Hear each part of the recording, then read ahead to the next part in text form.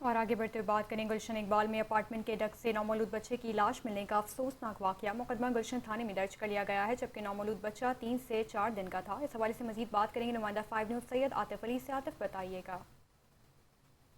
गुज़िश्ता रात एक इंतहाई अफसोसनाक वाक़या पेश आया, जहां गुलशन का इलाका है। गुलशन ब्लॉक 13D2 में कायम है रॉयल आइकन अपार्टमेंट के नाम से एक जगह जो अपार्टमेंट है, वहां पे उसके डकेट से जो है एक नौमौलूद बच्चे की लाश की इतला जो है 15 को मिली।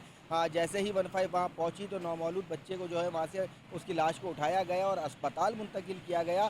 जैसे ही ये वाक़या रौनुमा हुआ, पुलिस मौके पर मौजूद थी। पुलिस ने अपार्टमेंट के रिहायशियों से तफ्तीश की, ताहम अभी तक जो है मुल्ज़िमान का पता नहीं चल सका। लेकिन इस वाक़ये का मुकदमा जो है गुलशन इकबाल थाने में दर्ज कर लिया गया है। बताया ये जा रहा है कि जो बच्चे को जो है ऊपर से नीचे फेंकने के शवाहिद भी मिले हैं, क्योंकि जो दीवार है, दीवार के ऊपर जो है खून के छींटे और निशानात मौजूद थे। जबकि बच्चे की उम्र जो है 3 से 4 दिन बताई जा रही है। किसी ने जो है इस बच्चे की जो शनाख्त उसको छुपाने के लिए ऊपर से फेंका गया है, पुलिस का ऐसा कहना है। साथ ही मैं आपको ये भी बताता चलूँ कि जो बच्चे की जिस वक्त फेंका गया, पुलिस ने ये भी शुबा जाहिर किया कि उस वक्त बच्चा जिंदा था जिस वक्त उसे ऊपर फ्लोर से नीचे फेंका गया।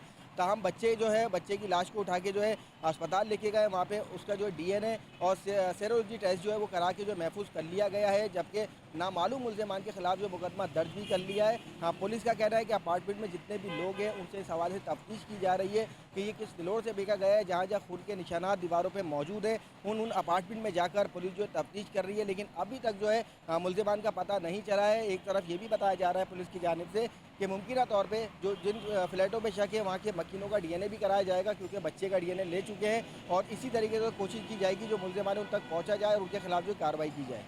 जी।